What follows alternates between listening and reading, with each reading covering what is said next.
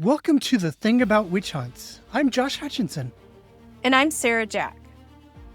Today's guest is historian of Mexico, Dr. Martin Austin Nesvig.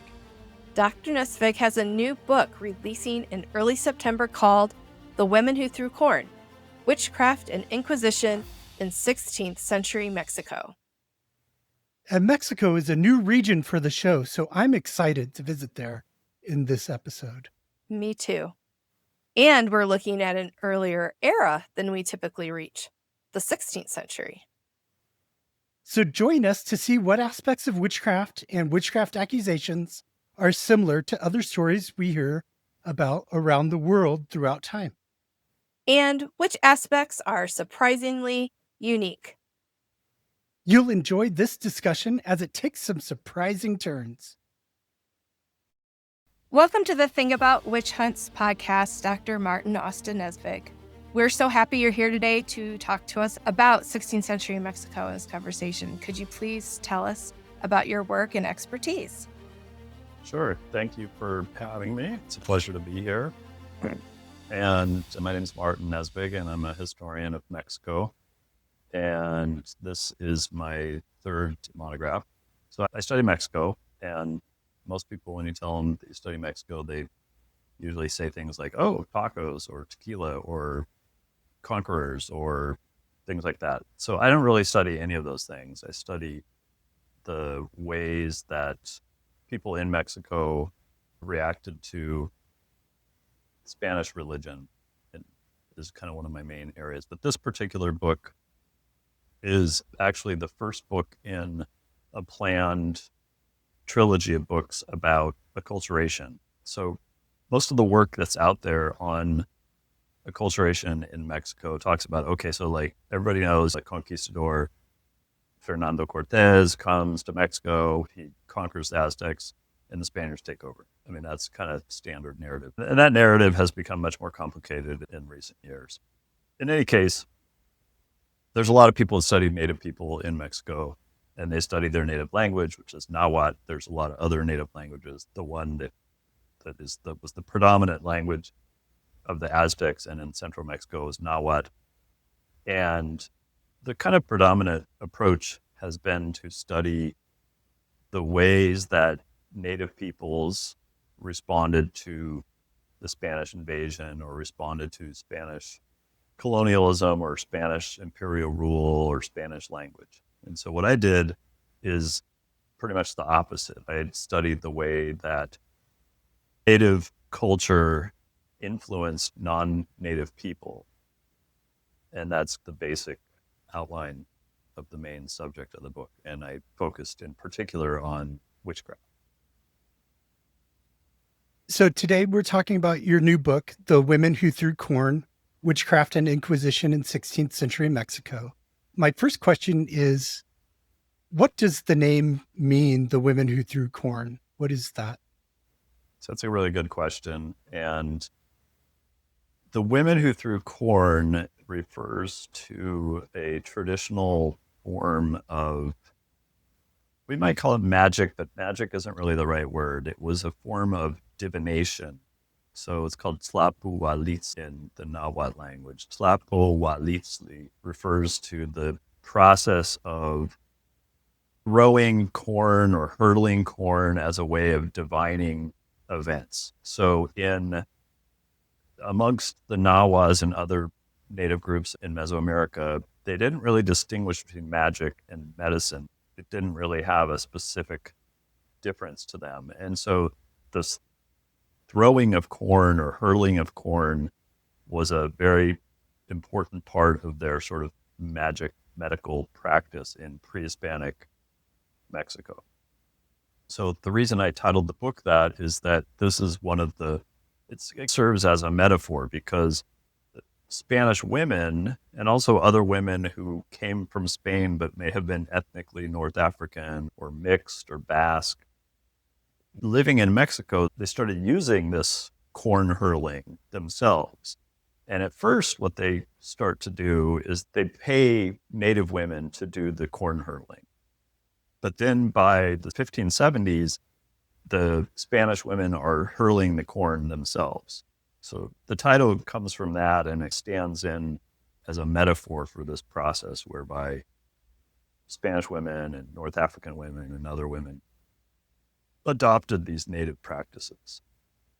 Can you tell us a little bit about that process that you mentioned? And now I'm forgetting the word. That's okay. Don't worry about it. Yeah. Just call it corn hurling. That's what the Spanish did too, because they couldn't figure that word out either. And so they just stuck with echar suertes or echar maíz, which just means to throw corn. And you were sharing with us about the adoption of practices and cultures to different ethnic groups. Can you explain that a little bit more to us and just why it's really important for us to understand how women learn from each other and how they're absorbing the culture? Well, they adopted a lot of different practices from Native women, and part of what I tried to do in this book is try to recreate the world that these women lived in, which is not easy to do because the sources are fragmentary. But obviously, the domestic space is a place where women learned from each other a lot, partly because in traditional Spanish society, women were supposed to be domestic creatures. And the domestic space is a space where they learn things. So in the kitchen, in the living space is where they learn some of these things. And so it's not surprising that some of the early forms of cultural transfer come in the form of food or everyday life, that sort of thing. And the corn hurling just happens to be one of these particular practices. Thank you. Are there specific regions within Mexico that you're focused on in your work? In this particular book, it wasn't specifically regionally focused. I wrote a book some time ago that was specific to Michoacan, which is in western Mexico. But this book was driven more by the cultural practices as opposed to specific regions. And it was also driven by the availability of sources. Probably most of the material in the book comes from Mexico City, which is unsurprising because that's the major city. Even in the 16th century, it was the major city. So a lot of the material and a lot of the stories that I tell in the book come from Mexico City, which was a very large city. I mean, prior to Spanish contact, it was one of the largest cities in the world, probably bigger than most of the cities in Europe. We don't really know how many people exactly lived there, but it was an island in a lake, and then there was the kind of cities around the edge of the lake. So the island city itself probably had about 50,000 people. And then if you include the kind of the cities along the lake, Xochimilco, Coyoacán, probably like 200,000 people in the basin of Mexico. So a lot of the material comes from Mexico City. And then I also have some stories that involved Michoacan, which is to the west of Mexico City.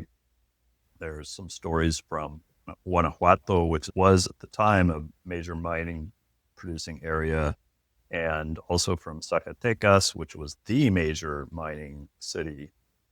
In the colonial period, there's a case of a mulatto woman from Zacatecas, and then I also have a couple cases from Oaxaca in the south. It's kind of a combination of different regions. And in this domestic space, the divination practices are really important. You mentioned that there's not defined separation between medicine, magic practices. Can you tell us how divination was important to them? It was important to Native people for a variety of different reasons. It was used to figure out the origins of diseases. So in their sense of medicine, disease could be caused by sort of metaphysical things. And so the way that sometimes you would figure out the origin of diseases was through various forms of divination. The divination with the corn was often used to predict events. And it became basically a form of love magic in the colonial period. The Spanish women already had a practice of using fava beans in sexual or love magic prior to going to the Americas. So this was a kind of a well-established form of love magic was fava beans. Sometimes they would put fava beans in their mouth and they would pronounce some kind of incantation. The corn kernels were a recognizable, something that was akin to a fava bean. They're similar in size. It's kind of similar concepts. So they readily adapted to the corn throwing, but the difference was that the Spanish women used it primarily for love magic as opposed to sort of medicine magic. So it's a kind of, they're doing it wrong. So why do you think that the non-native women, the Spanish and the other women who came from outside, adopted the local practices in Mexico instead of sticking with the practices that they brought over? We would have to ask them, and even if we could ask them, they might lie. So it's hard to know exactly. There's probably a combination of factors. One is just availability of material, that you can't use all the products from Spain because you're not in Spain, you're in Mexico. So they didn't have fava beans in Mexico. They had corn. They had what we call beans. Fava beans, I guess, are not, I don't know the exact story here, but the fava beans and beans that we think of, like beans, like black beans, those are from Mexico, but they're autochthonous to Mexico. Fava beans were European, but I think they're like in a different family or something. But they didn't have fava beans. They're like, we don't have any fava beans here. I guess we'll use this corn stuff. And so it was what was available. So a lot of it is just availability, but they still use Spanish materials. Fern seeds was like a thing, if you could believe it. For like ferns I don't know if you've ever seen ferns on the back of the fern. They've got these little things. They're like little seed pod things. They're very small and they're brown. And those were used in magic in Spain. And they got used in Mexico, at least I saw them used at least in one case.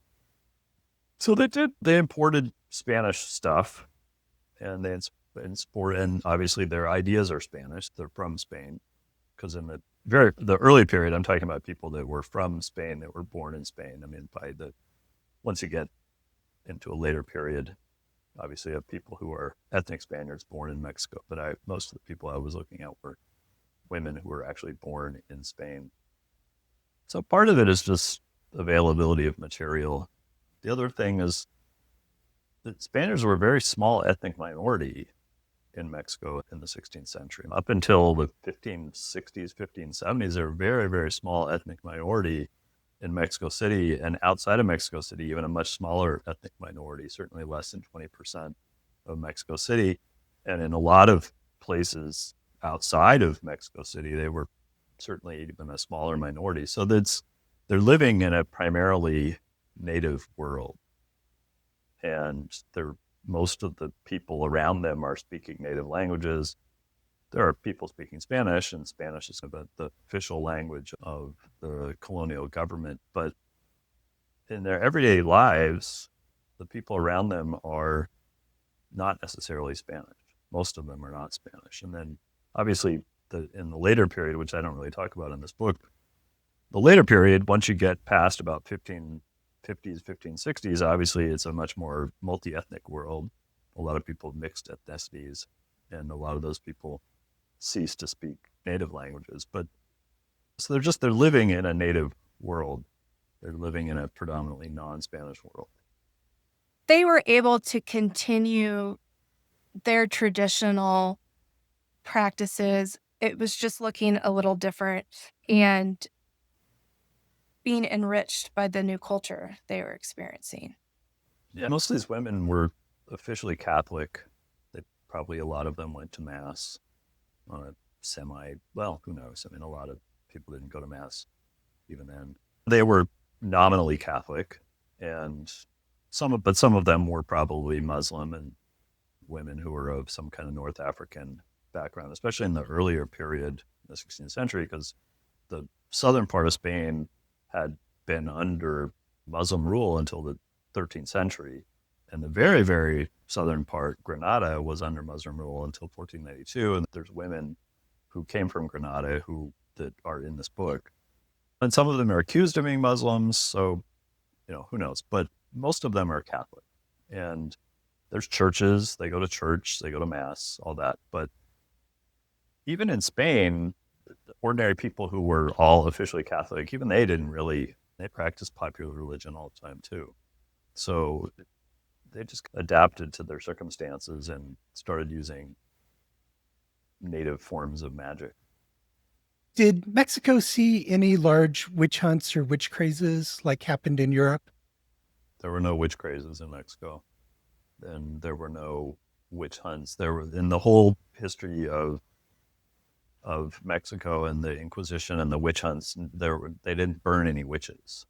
The Inquisition, people were executed for other kinds of crimes, but there weren't really any actual witch crazes. It depends on your definition of a witch craze. The people that study witch crazes or witch hunts in Europe usually say that in order for it to be a craze, like there have to be large numbers of people who were pulled into the courts and interrogated and large numbers of people that were executed. And that never happened in Mexico. The ones in Spain that are famous, like the Sugaramundi case, from 1609, 1610 is the one with the goat, and Goya painted a painting of it.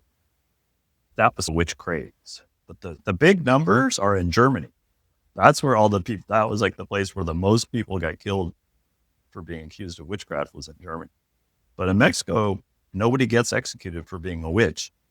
Women do get in trouble, they get investigated, they get interrogated, but nobody gets executed. So there's no witch crazes in Mexico.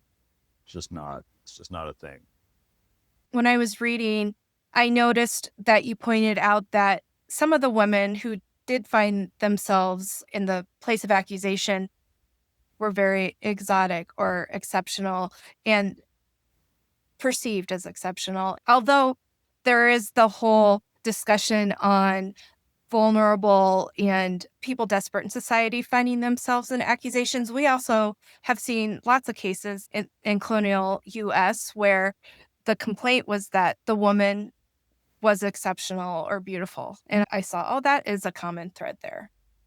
Sure, that definitely happens in Mexico, that women who are considered ethnically different or who are considered oversexed are often accused of being witches. This is a pretty common, as you mentioned, this is pretty common throughout all the different kinds of witch crazes and witch hunts or inquisitions. There have been studies also that suggest that widows also are particularly vulnerable to accusations of witchcraft. And at least in the context of the Hispanic world, part of the reason is that they don't have any family to protect them.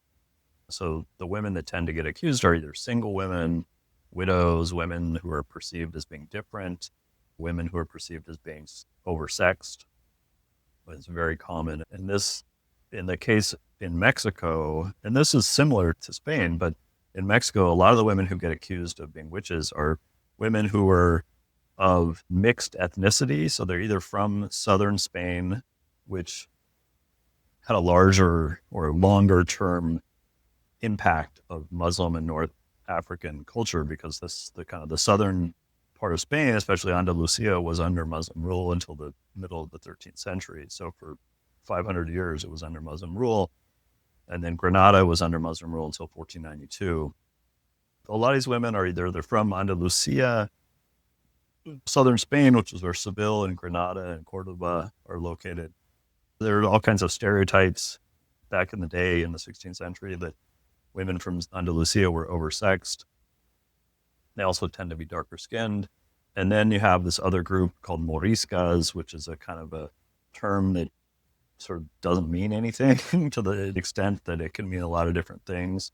It can have a sort of a religious designation, which means it could refer to somebody who had been a Muslim and had converted to Catholicism. It could just mean someone who was of some kind of vaguely dark-skinned, vaguely North African look. That could be a Morisca. It could also be just a woman who was enslaved in Spanish expeditions and invasions of North Africa in the 16th century, and from Tunis and other places.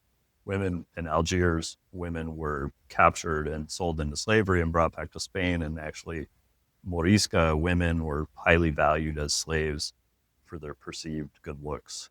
So there's a lot of these women. And then, of course, there are There are enslaved sub-Saharan Africans in Mexico, though in the period that I'm looking at, the numbers are not gigantic, but the women that got accused of witchcraft that we know about who were sub-Saharan African is mid-1536, and these women were almost certainly from Senegambia, because the transatlantic slave trade at that time in the 1530s, pretty much, basically almost all of the women, or almost all of the people enslaved from Africa were from Senegambia or Guinea, the Guinea coast, which is just next to Senegal. So they were from that region. And then there were women from the Canary Islands, and women from Canary Islands were also seen as being oversexed. They were also of uncertain ethnicity. They're probably mostly Spanish, though, because the native people of the Canary Islands were called the Guanches, and they were largely exterminated by the Spaniards in sort of wars of extermination. But there were almost certainly some sexual, I don't know what to, procreation, I guess is the only word for it, because marriage isn't really the right word. So there were children that were the result of some kind of sexual interaction between Spanish men and Guanche women, but I don't really seem to know that much about the Guanches in terms of their survival. The oversexed category of women, is that a religious judgment? Does that have to do with the diabolical pact, or is it just a cultural, non-religious behavior? I think it's probably just mostly a cultural thing. People do get accused of making pacts with the devil, but it's not necessarily sexual. Actually, usually it isn't sexual. Women, men get accused of having pacts with the devil, but usually it's having a pact with the devil to get something concrete, to find something, or just have a better life, or to be a better. There's cases of these guys that have pacts with the devil because the devil promises that he will protect them when he's riding on horseback, or make him a better rancher, stuff like that. It's usually a lot more uninteresting and banal in most of the cases that I've seen. So the women also have pacts with the devil, but it's usually like to get stuff. You also have cases where people make pacts with the devil because they say, I tried these other saints and those losers didn't do me any good. So I changed teams to the devil and see what the devil had to offer. So that's actually pretty common too. So there's the kind of pact with the devil business, but a lot of these women are just accused of being oversexed. So it's classic old-fashioned slut shaming. Yeah. It's just like, these women are accused of being oversexed. They've got too many sexual partners. Spanish has a bunch of different words for women that don't fit into acceptable sexual categories, but the prostitute, prostituta, isn't one of those words in the 16th century. It's not a word that they use. They've got lots of other words that they use. And in the phrase that I saw that was really interesting, that got applied to two different women, is mujer enamorada, which literally means a woman in love. It meant, I translated it as courtesan because it's the closest thing in English I think that we can come up with, because it doesn't really mean prostitute in the sense of a sex worker, and it doesn't mean a street walking prostitute, because there was a name for that called cantonera, which meant a corner. It literally meant a corner person. So they had a word for that. It was a cantonera. So it wasn't that. It wasn't puta, which is whore, and it wasn't ramera, which also means whore, and it wasn't meretrix, which is a Latin word, but it was used in Spanish. And meretrix, from which we get meretricious, was basically just like meretricious person. It just means like you engage in sex for money. So a mujer enamorada was something else. It wasn't any of those categories. So what it seemed to imply was sort of like a woman who had sexual relationships with men for some kind of social, political, economic, cultural gain, but not just like, here's $500 for an hour of sex. It wasn't like that. This was a different kind of category. So there were these women accused of being mujer enamoradas, which is like the courtesan, and a lot of times, and then they got accused of being witches at the same time. In the book, you talk about how in Spain, a lot of the witch trials were handled by the royal courts, but the Inquisition got interested in this demonic pact thing, the Satanic Pact. In Mexico, were these cases handled largely by the civil authorities, or was the Inquisition always involved? We don't really know because a lot of the documentation from the civil courts for the very early period in the 16th century doesn't exist anymore. There are hints of trials against women that were undertaken by the civil authorities in Mexico. So we know that they did. The first woman ever, at least on record, the first woman accused of being a witch, Inés de las Casas, was accused of being a witch and was prosecuted, was previously tried by the civil magistrate of Mexico City. The case file doesn't exist anymore, but it's referred to in her later inquisitional trial. So we know that the civil authority had some kind of jurisdiction over sorcery and witchcraft, but we don't really know the extent of these trials. It doesn't seem like there were that many because there would have been somebody else contemporaneously would have mentioned these trials. All we know is that the civil authority had some jurisdiction. They probably punished some people, but we don't know how many because the records aren't there. But the inquisitional material is there. And so the inquisitional authorities started prosecuting women for sorcery in the 1530s in Mexico. And then in 1571, there was a central office of the Inquisition that was established in the Americas, one in Lima and one in Mexico City. And when that happened, this new bureaucratically centralized Inquisition quashed all the jurisdictions of all these other individual inquisitions. So a central Inquisition was set up in 1571, and it also continued to pursue witchcraft, but it didn't really prosecute that many people. If you look at the post-1571 data, which I didn't use for this book, but if you look at that data, and I have studied it in the past, there are hundreds of these people go and they snitch on their neighbor, and it's usually because they don't like the person. Is not a very original story. They go and they snitch on the neighbor, they snitch on somebody they don't like, and they say, oh, so-and-so Maria Suarez is a witch. And so they what did she do? How do you know she's a witch? What's going on? And they send off the denunciation off to Mexico City. This is post-1571. And usually the inquisitors are like, whatever, we don't really care. We're just looking for Jews. That was what they really cared about, was Jews and Lutherans. So like they get these denunciations against women for being witches, and they're just like, whatever, they don't really care. So there are cases. There's like a little spike in the 1570s, and there's another little spike in the 1590s of women who get actually prosecuted. The Inquisition actually has them arrested. They go to jail. They get interrogated. There's a trial. Witnesses are called, and then they get punished. So there is a little spike, but we're not talking huge numbers. We're talking like in a decade, less than 100, just like a couple dozen in a decade.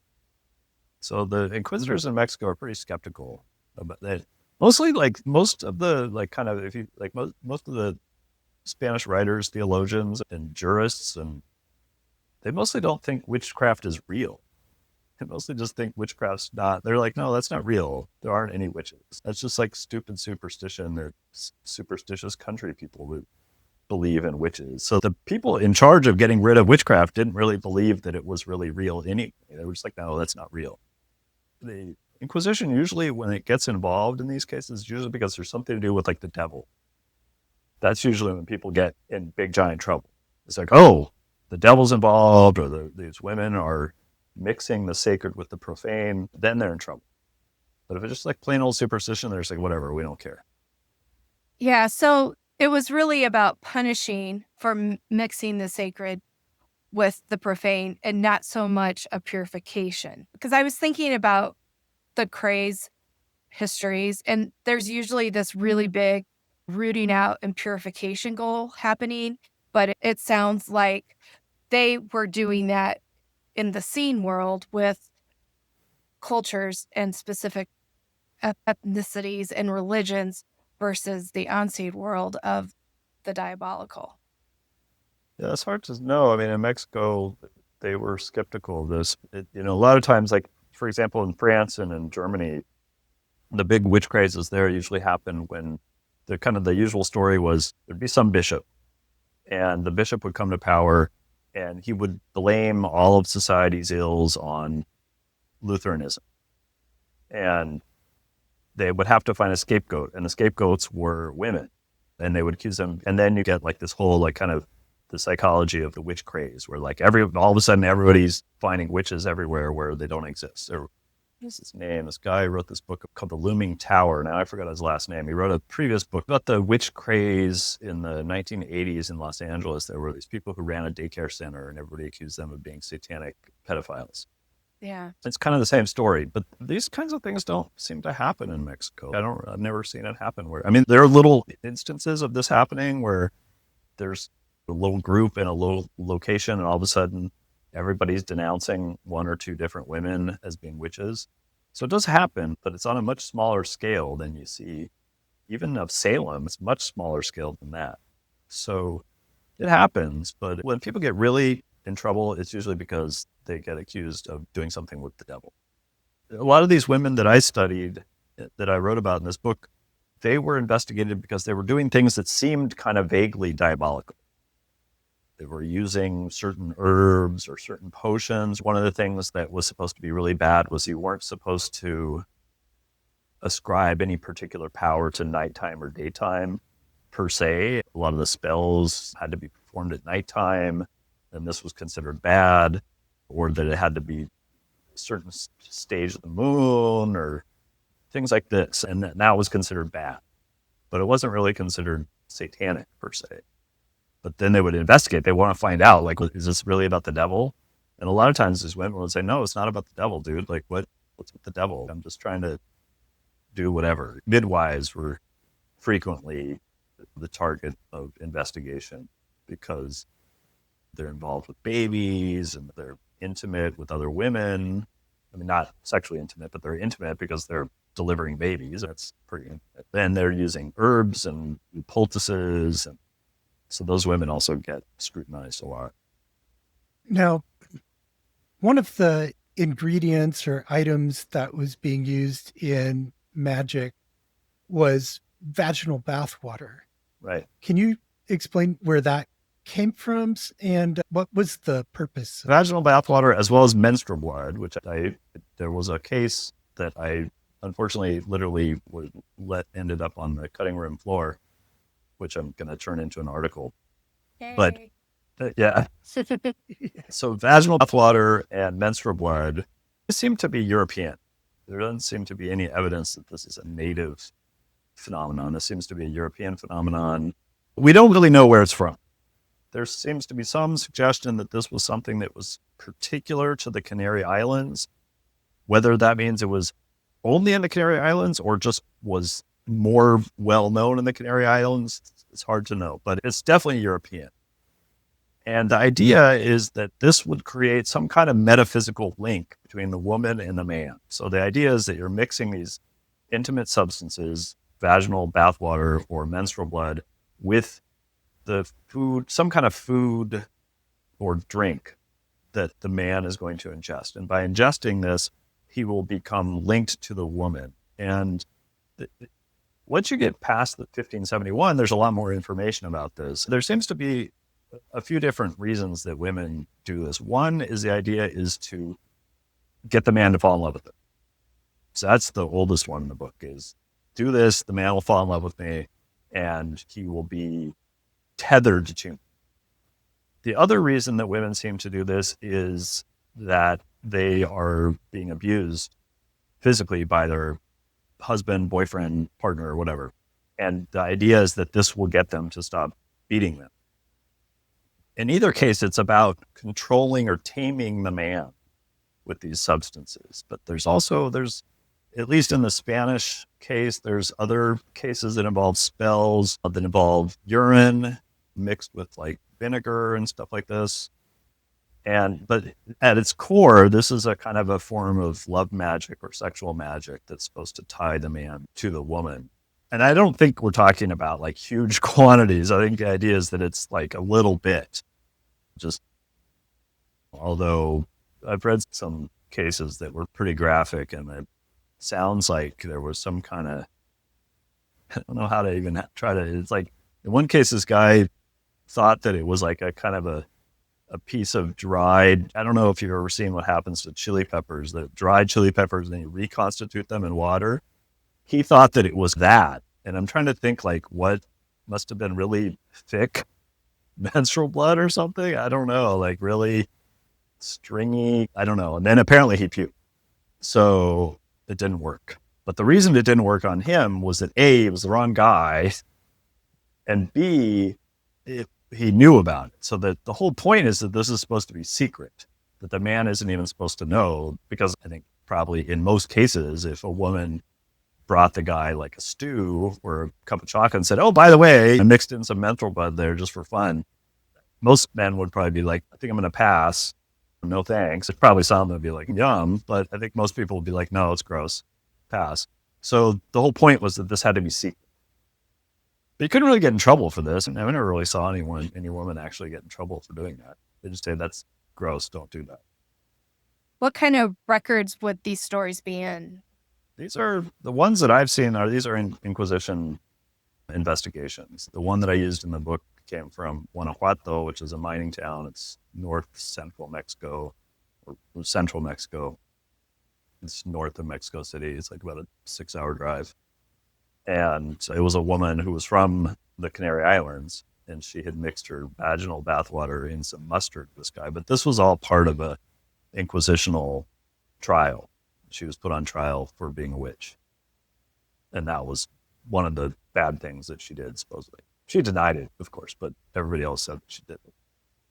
Another type of magic that you talk about is freedom magic. Can you give us some background on what that is and how that was used? Yeah, that was really interesting. When I was finishing the research and writing this book, I hadn't really come across this, or maybe I just am ignorant, which is true, but maybe I was particularly ignorant of this, that there were cases of women who were enslaved and they wanted to not be slaves anymore, because it seems pretty obvious being a slave has got to be terrible. And there were these cases of these women, some who used spells to convince their owners to set them free. And in some cases, these women said it worked.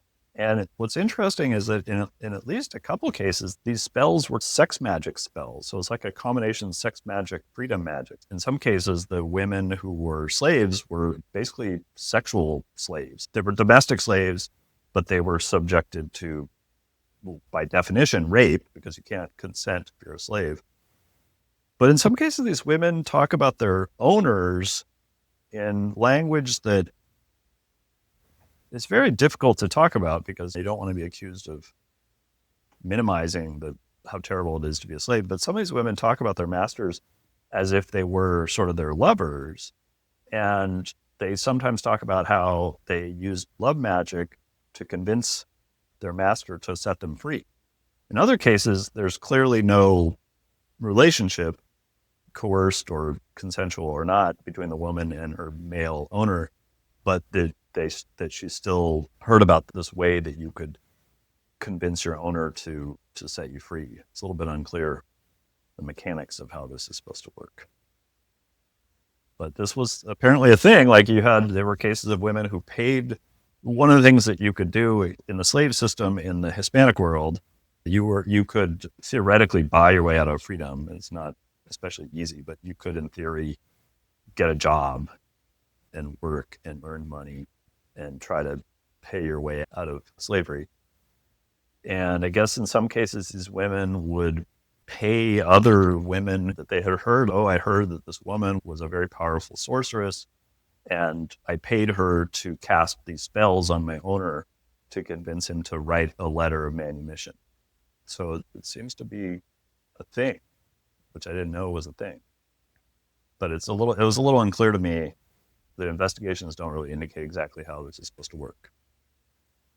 Just like that they cast a spell on the guy, and the guy, in theory, is supposed to let them go. And then there's other cases where women say, "Oh, I paid you dues and it didn't work," and then the woman accused said, "Oh, I'm not really a witch. I just conned these people out of their money." And they were prosecuting cons as well. Sometimes not for being cons, but for being witches. And then, of course, even if you are a witch, you're probably not going to admit it. You're like, "No, I'm not a witch. I just scammed these people out of their money." Maybe they were a witch, but I guess you don't really want to say, like, "Oh yeah, I'm a witch." Not really a winning strategy in jail, waiting trial. So of course they're going to say I'm not a witch, but who knows? For me, it was immaterial whether these people were witches or not. I was more interested in what this tells us about the culture. But some of them probably were witches in the sense that they did tell people that they could cast spells, and because there was monetary value associated with spell casting. Like, it wasn't free. Couldn't just be like, "Hey, can you cast a spell for me because you're my friend?" It was like, no, it doesn't work that way. You have to pay me to cast the spells. And this was something that women made money doing. And did you see spells being purchased to protect from the evil eye? I didn't see any spells for people to protect from the evil eye, but there were a lot of women who said that that so-and-so cured their child of the evil eye. There was a couple different, actually, midwives, at least in the documents that I looked at. The people that were most intimately associated with curing the evil eye were midwives. But there were other sorceresses in Spain who also could claim that they could cure the evil eye. I'm not sure if I didn't see anyone actually trying to proactively prevent the evil eye. Usually it was just like, don't look at women. Especially old women. Don't look at old women, and don't let little kids look at old women. Apparently that was like the worst possible scenario for evil eye, was post-menopausal women looking at young babies. You were totally doomed. But there were these women who claimed to cure the evil eye. There were all kinds of weird ways that they claimed to cure the evil eye. It involved making these incantations and sometimes making poultices out of different kinds of plants or materials. There were like the sort of curing of the evil eye. But I didn't see anybody trying to get like a anti-evil eye potion or anything like that, or amulet. I haven't seen any amulets against the evil eye, even though those are big now. They were Cuban originally, but now they're everywhere. Big giant eye, kind of blue iris eye. You see them all the time now. But that's like an anti-evil eye amulet. Neapolitans also have anti-evil eye. It's the evil eye concept was widespread in Catholic Europe, even to this day. Yeah. Yeah. I didn't see any protect me from the evil eye in the future. It was more like, my son has an evil eye. Can you please make him better? So there were midwives who apparently that was one of the things they could do, was cure the evil eye, which was considered bad. The official line was, trying to cure people of the metaphysical evil eye was bad because it was superstitious. Because even like people who wrote treatises said, well, there's evil eye, what we would call probably conjunctivitis, so like infections of the eye, which are caused by natural things. And then there's like the evil eye, which is like caused by someone looking at you at a certain way. And that didn't necessarily result in your eyes getting, like, the evil eye, when it happens to you, doesn't necessarily make your eyes go bad. It's like it makes you puke, or it makes you sick in general. But it comes from the eye. So there's two different things. But apparently curing the evil eye involved things that didn't necessarily involve the eyes. It's like the evil from the eye, it comes from the eye, and then it goes into the person's, I don't know, goes into their soul or something, and then it manifests itself in the body. I'm not really sure how it works. Yeah, they had a similar concept in the Salem witch trials, according to one of the critics, was that what he called effluvia came out of right. and it went into the person. And then if the if they touched the witch, then it would go back to the witch. Oh, Yeah. I haven't heard about that one. The effluvia idea was around, and the Spanish people believed in the effluvia idea. There was a guy, one of the guys that I studied, this guy Martín de Arles, who was Spanish, but he was from the Basque region. But I don't think he was ethnically Basque, but he was. He wrote a anti-superstition treatise back in the very early 1500s, and he's got a whole section on the evil eye. And he says the evil eye comes out of the eyes, and it's like effluvia. And this is why he said that postmenopausal women were especially dangerous, because they were no longer purging through menstruation. Therefore, all these toxins were building up in their body, and the way that they were let loose was through the eyes. And he said that sometimes menstruating women, if they looked at a mirror a certain way, could make the mirror have spots. Wow. Which totally, I know, we just think that sounds super crazy, but this was apparently, and so he said that postmenopausal women were especially dangerous because they had all this built up toxin and they could project it. And so the people who were most at risk were young children, like babies and young children, because they were soft and tender, because they were defenseless against the evil effluvia coming out of the eyes of the evil postmenopausal women. And I guess I don't know, in a sort of weird way, there's a certain bizarre logic, because at this time, a lot of people didn't live to menopause. Life expectancy was not really that, probably 30 years old. Most women didn't live to make it to menopause. Most women were dead by then. So probably not a lot of postmenopausal women running around 16th century Mexico or Spain, because most of the people are dead before then. Yeah. And I think the elderly have behaviors, sometimes from health, sometimes it's just from wisdom and long life, but that are misunderstood by younger generations. And I think today, in some communities where elderly are finding themselves accused, getting the gray hair and entering that phase of life starts to put suspicion around them in communities today, even. If you look at the 17th century, where there's just like this oceans of documentation for Mexico, if you look at the kinds of women who get accused of being witches in the 17th century, a lot of them you see a lot of things like widows, younger women who are not married, women who are somewhere, probably sex workers of some sort. The widows are a popular target. And one of the reasons is that they're perceived as easier targets, stuff like that. There was this crazy idea that widows had wandering wombs.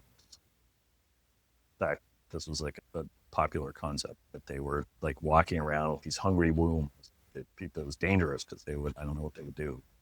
But this was like a thing. This was like an idea that people had. So the widows were easy targets.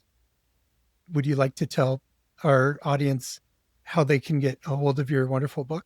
Well, the book is available on Amazon. It goes on sale on September 4th. So 2 weeks from today, I think, it goes on sale in the United States. It's been available in the UK since July. They made a really nice cover for it, which is nice. Also, we never did get to talk about peyote, but peyote is something that makes its appearance in this book. So peyote is from Mexico. It's autochthonous to Mexico. That's where it originally came from. And people have been eating peyote for a long time. There's carbon dating of excrement or whatever that proves that people have been eating it for thousands of years. And it starts showing up in witchcraft cases. That's the first place it shows up in the documentation, is in witchcraft documentation. So I have, in this book, there's a couple chapters that talk about the first two women who get accused of being involved with peyote. The first one is a midwife who is of some uncertain ethnicity. She's described as a mulatto, which means black and white or African and Spanish mix. But her mother may have been North African. We don't really know. But she was wealthy. She had a wealthy father. She migrated to Mexico and she worked as a midwife. And she didn't herself eat peyote, but she was living in Zacatecas, which is one of the main areas where peyote naturally grows. But she paid some indigenous men to eat peyote because she herself had slaves. She had these 2 slaves. They were native girls, and they ran away. And she wanted to know where these girls had gone. So she paid these guys to eat peyote because the idea was eat the peyote spirit will tell you. And then in 1569 in Guanajuato, which is a mining town like Zacatecas, but further south, and also an area where peyote grows, this woman, Catalina de Peraza, who was from the Canary Islands, she ate peyote. And I guess maybe she didn't, but if she didn't, someone just exactly like her ate it, because there's all these testimonies of people talking about her eating peyote. So these are the very first cases of people who are not natives eating peyote and tripping out. But they were doing it wrong. So they were doing it to predict things. And in her case, she wanted to know if this guy who was the local magistrate wanted to marry her or not. And then I guess this peyote told her that he didn't. And then she cast spells on him to get revenge. So this is the beginning of people using hallucinogens in the Americas who are not native peoples. People started eating shrooms too, but that's for a different book. So the third book in this sort of projected trilogy of books is about hallucinogens. So it's mostly about peyote and shrooms, which are psilocybe mushrooms. People today just call them shrooms. Those are also from Mexico. They're autochthonous to Mexico. That's where they originally came from. You can grow them anywhere now. All you need are the spores to grow them. People grow them at home. People have been eating shrooms for a long time too. And the cases against Spaniards or non-native peoples don't start showing up until the 17th century. But there are cases of people eating shrooms and they get in trouble, but not necessarily for eating shrooms. They get in trouble for casting spells and other bad things. And then it's like, oh, by the way, you ate shrooms. That's also bad. Don't do that. Thank you so much. And thank you for producing work like this. As you pointed out, you're building context that's not necessarily been built in the same way. So it's so informative, and it brings humanity out of the dusty pages of the past and helps us reflect on ourselves. Yeah. Absolutely. Thank you. All right. Thank you. Thank you for having me. We want to thank you for joining us and for keeping the conversation going by sharing what you've learned with your friends and family. We can't wait to see you in a few days at our weekend podcast, The Thing About Salem. Have a great today and a beautiful tomorrow.